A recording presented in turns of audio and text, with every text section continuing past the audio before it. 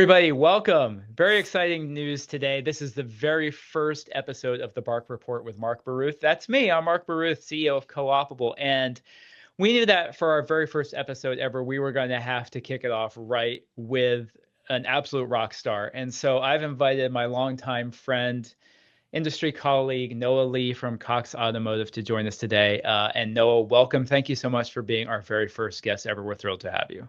It is an absolute honor. I'm very happy to be here. So Noah and I have known each other for I don't even know how long. It's been a decade plus. It's been a long time. So that's why I wanted to have you as the first guest, because the whole point of the Bark Report concept here is useful information that dealers and vendors can actually take and make changes within their business. We're not here to pitch, we're here to inform. And so who better than the king of informants in this business? That's not a word, by the way, informants. But performance, informants, something along those lines. We'll go with it. Yeah. We'll go with it. So, you are way better and way more professional at this podcasting than I am. And so I went back and I've always watched all of your content, but in preparing for this conversation today, I just wanted to know a little bit about Dropping Knowledge with Noah, which is your series, which you've done dozens of episodes on. I've lost count. I've tried to watch every single one, and I learn a lot from them. So where did that idea come from? I know everything that happens at the big Atlanta giant has to go through a lot of approval processes, and I'm sure 48 people signed off on it and review your content and all that kind of stuff. But in all seriousness, like, where did the idea come from, and where do you kind of figure out what you're going to be talking about when you're doing these podcasts? So it actually starts right around COVID. And what happened was I actually was in the account management world at Cox Automotive for about 8 years. And I moved over to the sales org in 2019. And I was heading up a team of what we call product consultants. So they're the kind of the technical experts of sales. So when we're setting up our sales calls, we've got our inside regionals, our outside regionals trying to set up demos. Product consultants go in, show the product, get nerdy, and then we bounce out, let the guys talk numbers. And right around COVID, we all got brought home and we're working remote. And a good friend of mine who was a sales director was like, hey, we don't have any, training on our product. Like, all the stuff is kind of old. And, we used to do all this stuff in person, and it would be great if we just had like some short videos that just explained, what SEO is and how dealer.com's SEO is better than this, or, what's going on with our websites and what makes them different, et cetera. And I'm sitting around and like, well, and I'm not shy. I'll just give it a shot. I'll start recording videos. And so the original title was Quick Hits with Noah.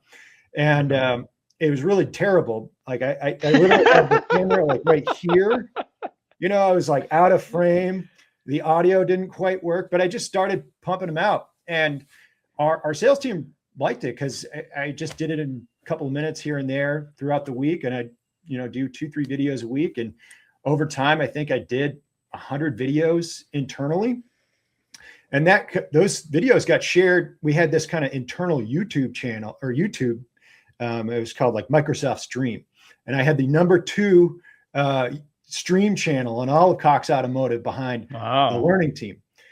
And eventually our marketing team kind of caught wind of this and they go, well, hey, wait a second. You can talk on camera and you kind of know what you're talking about.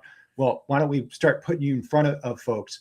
And I had done some public speaking before too. I was kind of our spokesperson during what we had, it's called the GM Roadshow back in 2019, where we went all over the country pitching dealer.com. So I was that guy too. So I just got a lot of reps in. And then, I was just putting out these videos internally. And honestly, I was just like, you know what? Why don't I just start putting them on YouTube and just making it a little bit more general so people can get an idea of what's Cox Automotive's perspective on this, like use some of the data that we have to help educate the general populace, like help the dealership body see what's going on in the industry and also think about solutions that they can utilize to, tackle these challenges. Now, the whole thing, with the public facing one is, just being pretty agnostic. So I'm not going out there pitching, hey, you got to use Cox Automotive to solve this problem. It's really, Right. hey, here's what's going on. Here are the tactics that you can use. And if you got questions you want to talk to us about the products that we have, cool, you can reach out to me and do it. So far, what's really funny about this, Cox Automotive, we're a big company, obviously, but I haven't really had much pushback. Nobody said, nope, you Really? can't do this. They just said, hey, man, go do it.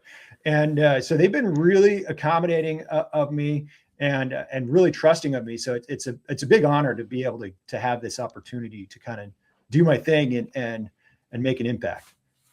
Well, they must trust you a lot more than they trusted me, because anytime I wanted to do any content back when I worked there, they're like, let's get some review people involved in this, and yeah, that makes all the sense in the world, because you are a much more friendly face, I think, than I am in most cases, and a lot more politically correct and a lot more savvy when it comes to these things. But you know who, and no disrespect, Noah, because you are fantastic, but you know who's even better than you is Who's that? Jade. Oh my God, yeah. Jade is, Terraberry is yeah, a machine. she is the like Delta Force of public speaking and industry knowledge. So Yeah. if you see Jade at work, it's incredible. So we'll go to these events. She shows up out of nowhere. We've got our deck, our presentation. She's like, I'm good. Shows up 5 minutes before, bam, nails it every time, Oh my gosh. perfectly. And I'm very, very lucky that I get to work with her, because I learned so much from her every time, and it's just small doses, because she is so busy. She's all over the place doing all sorts For of sure. really cool stuff. So when I do get time with her, I'm like, just give it to me. Let me learn from you. I can't imagine. I mean, like I said, I every time we're at the same conference, I'm always gonna attend your session, and Jade, and I can't believe Cox Automotive is such a behemoth. There's so many business units. There's so many different product sets and everything. And I feel like you could ask her about any one of them at any given time, and she's going to give you a perfect answer. It's insane. Yeah. So maybe we'll be, you're pretty great, Noah, but maybe you could talk to Jade, see if she could join us I'll be your sometime. stepping stone. I see what this is Yeah, all yeah, about. just Sure. trying All to right. get to Jade eventually here. Yeah. But all right, so let's dive into some actual things that people would care about, rather than us pumping each other up here. Let I think that there are some topics in this business right now that are kind of overarching. Everybody talks about it all the time, and yet I don't feel like we ever learn anything about it. And I feel like everybody speaks at such a high level, maybe because they're afraid to expose themselves as maybe not being a subject matter expert, or they just don't understand what a dealer would want to take away from some of these conversations. And I'm going to say some things that you can't say as a Cox Automotive employee, but I run my own company, so I can say whatever I Sure. want. And I come to some of these panels, I'm like, y'all are idiots. I sat there for 30 minutes and learned nothing. So that's the opposite of what we're trying to do here. So that's why I wanted to bring you on, because I know that you are so well educated on so many of these subjects. And the first one I want to talk about is a subject that I avoid like the plague, but we're going to jump right into it today, which is AI. People always ask me at Co-opable, what are you guys doing with AI? And my first answer is absolutely nothing. And that's not entirely true, but I like to go to that extreme because I feel like so many people are inserting AI as a buzzword into things that are not AI. Yep. Chatbots, I think, is the most pervasive example of this when people are talking about chatbots. Chatbots are not AI. Chatbots have existed forever. Now, can chatbots become AI and evolve, and to go past that? But yeah, just having somebody say, wow, congratulations on picking a 2019 Honda CR-V EX all-wheel drive. What a great car.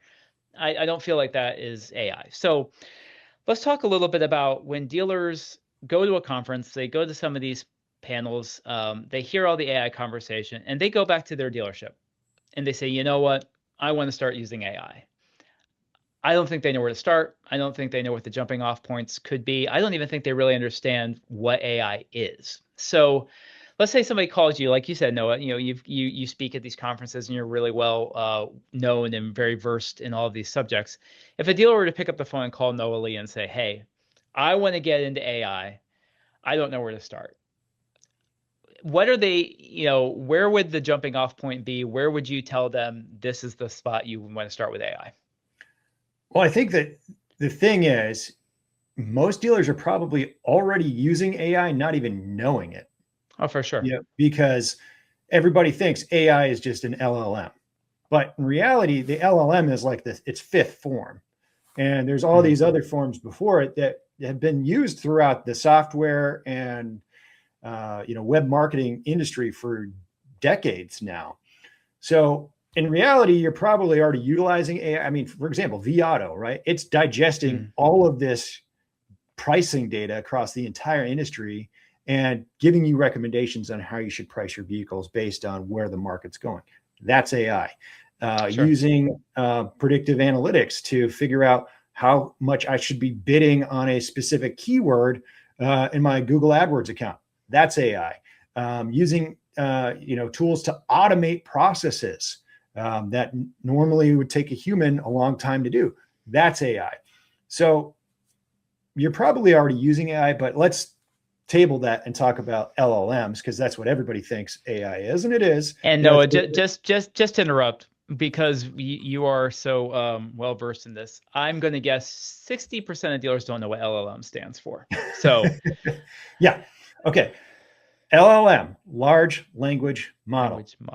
Yeah. So the easiest way to think of it, ChatGPT, right? Claude, Grok, right. Gemini. What's Meta's thing? It's Llama. Like, who uses Llama? Is it Llama? I thought it was just Meta AI. Did they have a thing? Maybe it's Meta. I think at one point it was Llama. Now it's Meta AI, and they're behind.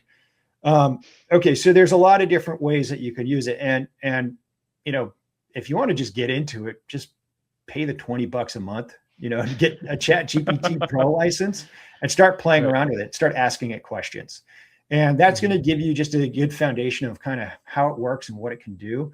The big thing is it's kind of dependent on the data that you feed into it, right? So the more information that you can plug into the tool, the better the output is. And that's like a computer science 101. It's like garbage in, garbage out. So if you've got good data you can plug into the thing, you're going to get good data out. Now, this does not mean taking all of your DMS data, popping it into an Excel sheet and then uploading it into ChatGPT, because that's not secure. And you're welcoming a PII lawsuit at that point. 1,000%. Yes. And what's crazy is it's good. Somebody else could query like, hey, what does Bob's dealership sales data look like?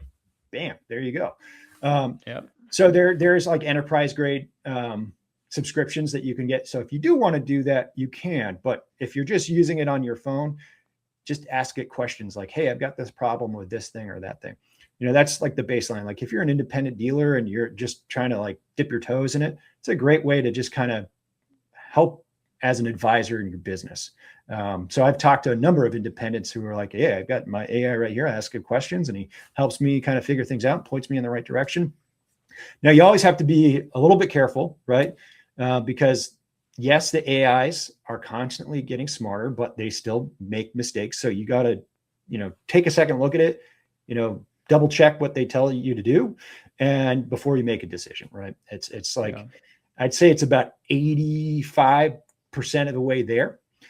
Okay. Now, when we're talking about software, right? So software as a service, I want to install this at my dealership. I want to use AI. I think the big thing, and Mark, I know you just said, hey, chatbots are not AI. It depends, because chatbots have been around for a long time. Right. And they've been using basically like a decision tree, like if this, then that. LLM powered chatbots can be a lot more powerful. So what they're doing is they can take like all of that consumer data that is exhibited across your properties, right? And also the data inside of your CRM and inside of your inventory to answer customers' questions more effectively. And also cover your bases after hours. So a lot of times a lead will come in after hours, or somebody's, checking out your website. They're in bed. It's 11 o'clock and they're looking at cars and they, want to ask a question. If we can get a response back to a customer in under 5 minutes, the likelihood of it being a qualified sales conversation increases by like 21x. So if you've got a pretty smart tool that can answer that customer's questions in a personalized way, based on what we know about them and what we know is in the inventory, it's pretty good. Yeah. It depends on what it's trained on, right? So there's some AI tools that are out there that only have access to small snippets of data, right? Maybe just, what's on your website. There's other AI tools that have access to a lot more data. So your website, your CRM, your DMS, et cetera, maybe your browsing behavior on listing sites. I'm not so subtly talking about Cox Automotive's virtual contact assistant here. And that could provide a more tailored experience. And that's the only thing I'm going to say. No, man. And, but no, that's important though, because I think it is, and like I said, we didn't bring you on here to pitch Cox Automotive, but we did want to talk about realistic things that dealers can implement. And I do think that's where some of the conversation gets fuzzy for dealers. It's like, okay, I want to implement AI, but what is that? Like, how do I do it? And they're not experts. I mean, there's dealers out there that I think it's, it was 2026. I think they've got AdWords figured out. I think it's been 22 years. I think they got it. But then, past some of that, like people are saying I should be using AI. I want to use AI. Like, so yeah, I mean, I'm the last person to pimp Cox Automotive either, but because they haven't paid me anything in about 20 years.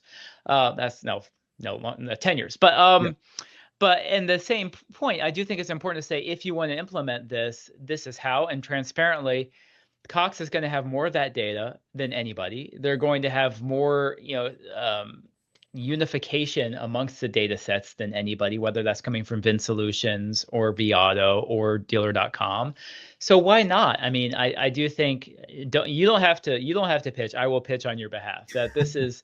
And transparently, because I would much rather a dealer pick up the phone and call Cox than wander around the sales floor NADA and try to piece together something from these 10 different AI solutions, some of which will be out of business by next Tuesday. Yeah. So preach, brother. Absolutely. Go for it. And I'll add something too, beyond just the chatbot thing, you can use AI to clean up your data. So we've been kind of banging this drum for a while, and you've been kind of hearing it across the industry is you got to clean up your data, because it's your gold mine, right? What's in your CRM, what's in your DMS, et cetera, because you're trusting your salespeople to enter the data correctly. And, oftentimes they're people, right? And they're not going to do a great job. They might have duplicate Mark Baruths in there with 3 different addresses and the wrong phone number, et cetera. And so when you're trying to activate that data, for one-to-one marketing, for example, it's not that effective. Like it's going to the wrong person or et cetera. So you can use what's called a CDP, a customer data platform, to clean that up and basically create a universal customer record. So then you can activate it. And that is also using AI. So it's looking at this big data set, digesting it, and creating a new output that's better. And that's a really powerful thing. Yeah, I feel like people were talking CDP like crazy in 2024. Yep. And then the buzzword, every product was now a CDP. I feel it's kind of like now every product has AI. At that point, everybody's like, well, we have data a CDP a couple years ago. Yeah, exactly. So now and I think that it's and so I think it's important to not forget that things like, in the interest of being agnostic here, things like Telium exist, right? Or whatever it is. And it is important to have that unified data set. And there's obviously, Cox can offer that without question, but there's other ways to piece that together. But I think first party data becomes such a buzzword too, that people start to be kind of immune to it. AI, first party data, CDPs, like all these buzzwords, you go to a conference, you hear them, and then you go back, and now it's just like, I took some notes on that. I don't even remember what CDP stands for. I'm glad you said what that acronym was. Thank you for that. But yeah, I think you're right. And we've always had a garbage in, garbage out problem with CRMs and DMSs in this business. Always. That's nothing new. I remember one time I bought a car from a dealership here in Kentucky, and I was actually working for Cox at the time. I submitted a lead through what we then called Trade-in Marketplace. That's how long ago this was. Yeah. And so I sat there and I watched the guy enter my information into his CRM and just picked a walk-in. And I was working for Cox at this point. And I'm like, I want us to get credit. So I was like, I actually came in through Trade-in Marketplace. And he says, Yeah, but if I put that in, then I have to share my commission with the BDC, and I don't want to do that. So I'm like, okay, Yeah, cool. So there's so many factors that pollute it's this. crazy. Yeah, like one of the challenges that we had, with Vin Solutions with attribution was that exact thing where they'd pick the drop down and then they'd pick the first thing and it was listed by alphabetical. So Yeah. it's Auto Trader was always number one. yeah. Yeah. Cool, man. Well, I know I know you've got limited time here, and we could No, talk it's about fine. this all day. But there's a couple other subjects I want to jump into Sure. with you, if you are cool with that. So you know, the for the average dealership, that you talked about this in your last drop in knowledge with Noah as well, and I think it's something that deserves a wider audience. Or probably actually a smaller audience, because we'll probably got 5 people watch this, including my cat. But to have a wider conversation about transparency, and the reason I mention that is because I think we've been talking about transparency in this business for as long as I've been in it. So that's 15, 16 years. And yet it's still something that you're beating the drum on, I'm beating the drum on, everybody's beating a drum on. And I think that in this 2026 marketplace, which we've all seen the SAR, we've all heard the reports that it's anticipated to be a softer year. Whether it will be or whether it won't be, who knows? But I think a lot of people are thinking, okay, softer SAR, softer market, compressed margins. I don't know if I want to be as transparent as some people want me to be. And so there's the old axiom in automotive, right? Some clients have to pay too much so that other clients can pay too little. And I think that dealers, that's like home base for them. I think when things start to get a little sideways, when the SAR gets compressed, when inventory is not there, they run home to mama and they say, okay, let's go back to doing business the way we did it in 2019. And let's kind of, not turn the screen around anymore and things like that. So if you were talking to a dealership and they're worried about compressed margins, they're worried about not selling as many cars, they're gonna have to make more money on the front end, whatever it is. What's your message to dealers on why transparency is so important in 2026? So it's really interesting. We've been running studies on digital retailing for 10 years. And we always had pushback on digital retailing because of the transparency of those tools, right? You can see what your payment is. You can negotiate through the tool, etc. But everything's kind of lined up, right? Nothing's thrown in at the end. And a lot of dealers are like, well, I'm going to lose gross when I'm being transparent. But in reality, on average, deals that are handled through that kind of digitized, transparent process, they generated on average 26% higher gross profit per deal when they're being transparent. And, our top performing dealers, your big Publix, et cetera, they are going down that transparency path. And the other thing that we're seeing too, and it's not happening at scale right now, but it will soon, is consumer usage of AI to analyze deals and to let that customer know if they should do business with you. So there's a company called Car Edge. They're not affiliated with Cox Automotive. They're kind of like they do a lot of cool stuff with AI, but they do like an AI mystery shop of dealerships. And they've AI mystery shopped basically every dealership in the country and rated those dealers on whether or not they'll provide transparent pricing or pricing up front. And you're going to see people just being like, hey, ChatGPT, can you ask this dealer if I can get pricing, and can you work that negotiation? And if you're not able to provide that AI agent the information it's looking for, it's going to skip you and go to that next dealership who does. Oh shoot, I was losing my train of thought here. Now, the other thing too is when you're being more transparent, like you're getting a higher gross profit per deal, but you're also providing a better sales experience for that shopper. So you're not doing the bait and switch or forcing them to come into the dealership when they don't want to. Now, let's just say, even if you do lose a little bit of gross by being transparent, which the data doesn't show that, but whatever, that customer maybe doesn't have a good experience with you. So they are less likely to do service with you. And we know that you're making 50% of your revenue from service. So there you're losing a service customer. And the thing is, if somebody services their vehicle with you, they're much more likely to buy their next vehicle from you if you could provide them with a good service experience. So I think it's a plague of short-term thinking of, well, I need to hit this goal by the end of the month, and I need to make this amount of gross, and this is the only way that I can do it, without thinking about the second and third order effects of making that kind of decision. Boy, that's so smart, because think back to COVID. You mentioned COVID when you talk about drop-in knowledge vanilla and how that where that came from. There are dealerships who shall remain nameless who cracked people during COVID, right? Oh, Absolutely yeah. killed them. 20% over MSRP markups, and because they could.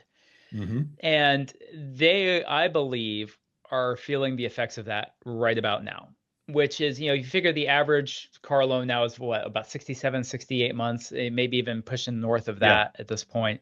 So you figure if you bought a car in 2020, you might be about ready to buy a car now.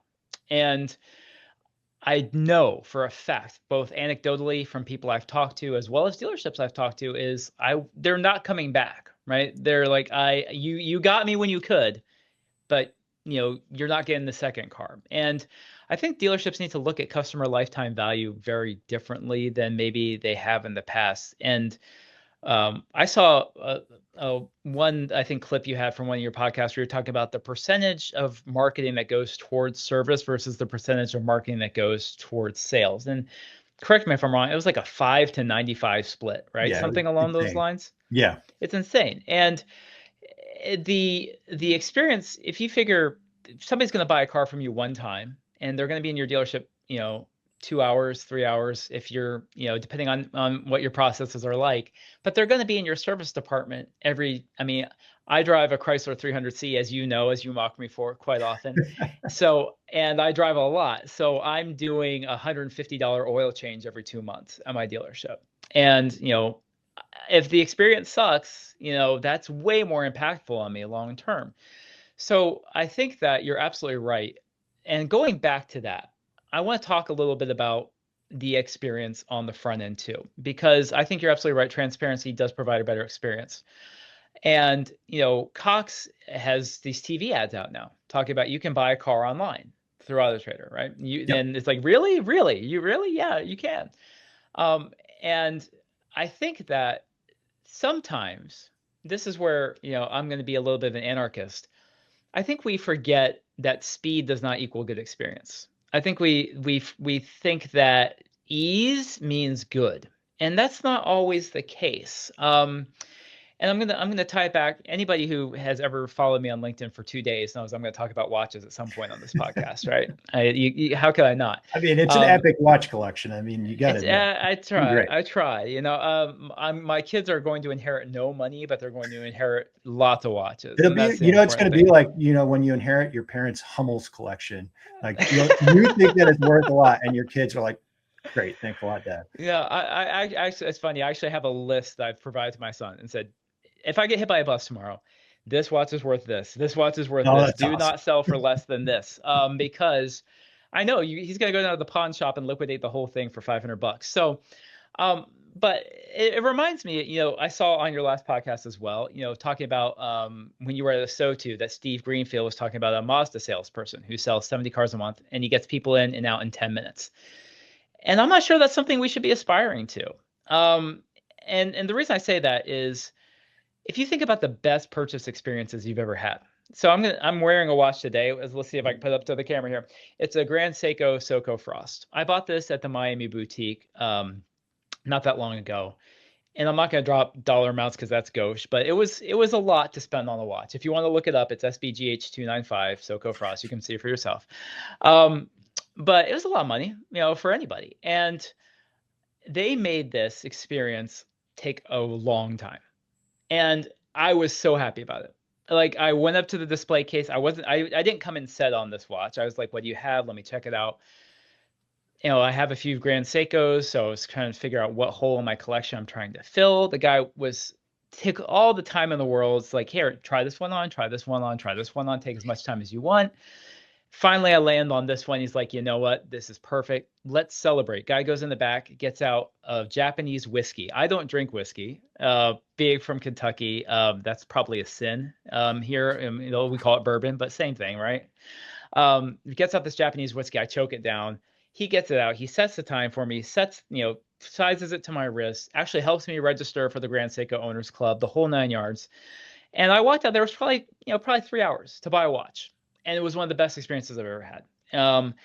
And so, that watch, if you figure the average cost of a car now is which it's insane to me that we're saying this number, but it's north of $50,000, for a lot of things.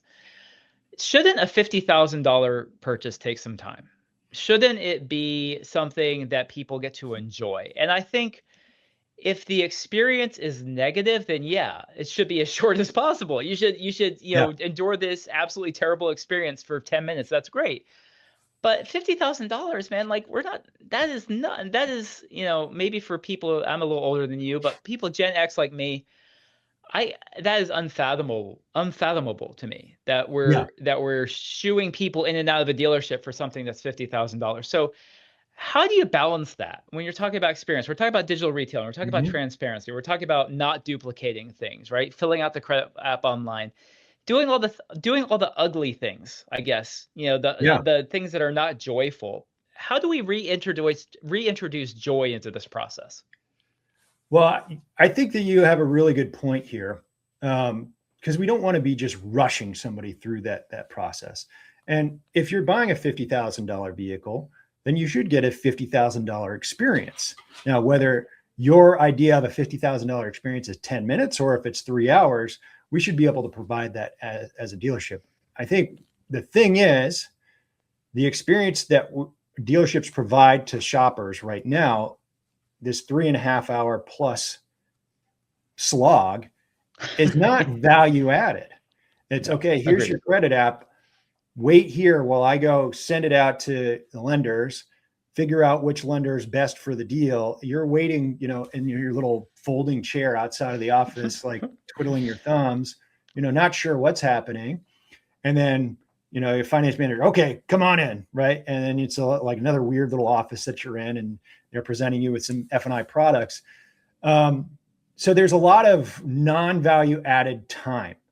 And, I'm going to reference Six Sigma and Lean. And, I know they can have kind of a bad reputation because it's like, oh, well, you're just cutting everything out, right? It just for ruthless efficiency. But really what you should be thinking about is cutting out all the stuff that doesn't add value to that experience. So for you, Mark, the guy sized up the watch for you. He brought out a really special whiskey for you. He paid attention to your needs and made you feel like $1 million because you're buying this really cool watch. And shout out to the Seiko gang right here. Yeah, baby. Mine's not a Grand Seiko. I'm not balling like Mark is, but I'm a big fan. But the thing is, those were adding value to the experience. They were making you special because it is a special time. Like, hey, a lot of times when people drop some big money on a watch, it's because they're celebrating something. Hey, I just got this big new promotion. I just got married. I just got divorced. I don't know. But either way, in my case, it's Tuesday, exactly. Something along those lines. Right. So, and a car, there's so much emotion that goes into buying a car. There's a lot of people who just buy them as appliances. But I think in America, there's that mystique around buying a vehicle. And I think it's still there, right? Yeah, like there's self-driving cars, the Teslas and all this stuff. But there's still like the allure of the open road and getting a new car, the new car smell. It's like really cool. Like some of my best memories as a kid was when my dad brought home a new Chevy Astro van. I thought it was the coolest thing ever. Yes, sir. So, how do we bring emotion back into that process and make people special and remove the stuff that doesn't add that, positive emotion where it's, haggling back and forth for hours, taking forever for the finance application to get put through, getting hit with F&I products after you've figured out what your payment's going to be, going through and signing 50 pages of paperwork. So those are the things where, with digital retailing, So the thing is about digital retailing, it's also one of those things where I think as an industry, we didn't do a good job of selling it to begin with and setting good expectations for A it. Like, million oh, you're percent agree buying with a you. car 100% Absolutely. online, like back in 2014. It wasn't actually happening. No. But what you can do with it, you can improve your processes and get away from the stuff that is not a value added so you can focus on the stuff, the human stuff. So what that means is if somebody does call in, hey, what's an outdoor price for this car? I've got this trade in. Okay, cool, Mark. I'm going to send you a link. It's your personalized deal. It's going to have your trade in information added in, and here's everything you need to know, your payment, etc. Now you can go through and complete more of those steps online. So when you do come into the store, you can save yourself a lot of time. Or if you want to come into the store and take your time, that's cool. It's up to you. But you're at least giving that person the opportunity to do that. So we know that digital retailing leads close at a higher rate with higher gross profit, but you don't get a whole lot of them through your website. Maybe, maybe you're really killing it, you do. But if we can get everybody into that experience and then be transparent, guide them through the process and make that experience more efficient, so your people aren't having to deal with bad technology and they're not frustrated because they're having to re-enter this person's social security number in for the 5th time, or they're trading for the 4th time because they got to get the appraisal numbers from this tool over that tool. All right, that takes that mental load off of that salesperson or service advisor or whatever, so they can take a deep breath and then talk to you on a human level. And then they might have time. Okay, you're buying a new Mazda. Well, what's really cool about Mazda is, well, they're really focused on driver engagement. Everything that they do, they have this is going to be a real car nerd term, Jimba and I. Is that it? Where it's like you're the horse and the rider is one. Like that's the whole thing with Mazda. You could talk about that. Hey, did you know this? Like we're so passionate about making your whole experience as a Mazda driver all about this, right? And I think that's so important. Yeah, that's so important because loyalty is at an all-time low when it comes to brand and dealership. Why not make it special, right? Why not make it like this? Like get them the Mazda Speed sticker, right? Like get them a cool, throw in a hat, whatever it is. When I bought this watch, this guy pulls out from the back it's like a handkerchief. He's like, this is a very Japanese traditional thing. You wrap gifts in it, and it's got the Grand Seiko logo on it and stuff like that. Yeah. You know what? I don't know what it costs. I don't care. But now, like, I have in my office this really cool Grand Seiko handkerchief. Like, and it makes me happy every time I see it, right? And so I think final thing, because we are way over time and nobody's going to be watching this at this point. They've turned this podcast off 20 minutes ago, but that's okay.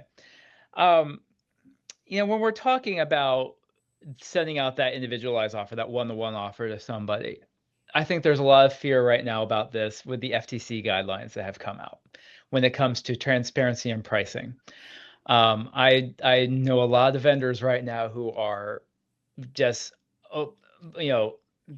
having a dealer cancel almost every day because they're like, this marketing you're doing, it's not transparent enough. I'm worried I'm going to get a fine, stuff like that. So when you're talking to dealers about these guidelines, the 97 dealers that got warned back in March, everybody I talk to nowadays is like, hey, call me in June because I've got my head deep in these FTC things right now. And even we've seen some of the big public groups get some pretty hefty fines for this. I'm just guessing, what is Cox Automotive doing, or what should vendors be doing to ensure that dealers are adhering to these guidelines when they're sending out those one-to-one offers, that the doc fee is in there, that the title fee is in there, all these sorts of things? How is Cox, and what should vendors be doing to reassure dealers like you're not going to have these issues going forward? Yeah, I think that we've always supported dealers being more transparent. That's what we always tell them to do, and we always have the tools to do so. Now, if the dealership chooses not to, we've had to kind of honor that decision. Now, I can't really get into whether we're going to hold them accountable or say no, you can't do that. That's more of like our legal team guys and how we navigate this as well. But the big thing I think is make sure that you have your pricing dialed in and you have that single source of truth for your pricing, so that when you're syndicating it out to your listing site, to your website, to your advertisers, that everything is in alignment, right? Just make sure you audit that. So, we're doing MSRP plus this $500 discount, and the fees are lined up. And most, if not all, advertisers, websites, listing sites should have, a pretty good pricing stack that you can lay that stuff out. Now, some can do more than others. And, if you're really getting crazy with stuff, like there's a little bit more work that's involved. But, I think the thing is just keep it simple. The top performers out there, they kind of anticipated this. They're like, we're going to just break it out. And what you see online is what you're going to get in the store. And you're not going to be able to get away with, well, just come in. That kind of conversation. Like, you're going to have to provide that information and back it up. And there's stuff that's happening in California coming up soon where you're going to have records of every price that you put out there for, I think, 2 years. Oh. So you really have to be, on your game. So it's really auditing, well, where am I sending this pricing information out to? And is it all in alignment so that I'm not causing confusion for the shopper? And then when that shopper does come in, making sure that we're not throwing stuff on top of it, because they've got ChatGPT in their pocket. Boom, they can take a picture of it. Hey, what's this fee? And it's going to say, well, somebody's trying to charge you $250 for nitrogen in your tires, and it costs you about 35 cents for nitrogen. So they are obviously scamming you. So those kind of things. So it's really like you have to take a hard look at making sure that everything is dialed in across all of your syndication, and just being like, what, we're going to have to be above board with everything that we do. And making sure your salespeople are dialed in too, right? Yeah. I mean, if they're sending out a quote to a dealer or to a client, it's got to have all of it, right? I mean, like you don't want any official communication coming out from the dealership that doesn't include all of the document fees or dealer tag fees or whatever it happens to be. I just know that there's a lot of dealers who are absolutely scared out of their minds about this right now. And so it's good to hear that Cox has that transparency built in. If your source of profit and your way of making business is like stuff that doesn't actually add value to your customer, right? Then I think you need to take a hard look at your business. And maybe this is a bold statement. This is no. Bring it. Let's right. Bold statement. We'll close out with a bold statement. Hot take at the end. But we're talking about, like, during the deal, are the things that you're doing adding value to the customer experience or not? And if you're charging somebody for something, does it actually add value to the customer, or are you just taking money from them? And if you're just doing that, well, maybe that's not a long-term strategy, and you're thinking in short-term thinking, really. So if you can get out of month's end and think about, I want lifetime customers, so they come back in 3 years, and then they come back in 6 years, and then their kid comes and buys from me. It's the effects are compounding. So you make that extra $1,000 here or there in that initial sale, but they're less likely to come back. They're not going to tell their friends to come to you. No. And then when it's their time to buy their kid a car, like, I'm not going to you anymore. And so your pipeline dries up. So it's really like making small positive choices that compound over time. And that adds up to huge value. What a week. I don't think we could end it any better than that, man. And so Noah, thank you. I want to give a shout out to Cox Automotive for letting you come on board and talk with us today. I also want to give a shout out to Origin USA Clothing. They don't sponsor us, but they're should. Awesome. But made in America, right? 100%. Yeah. Shirt.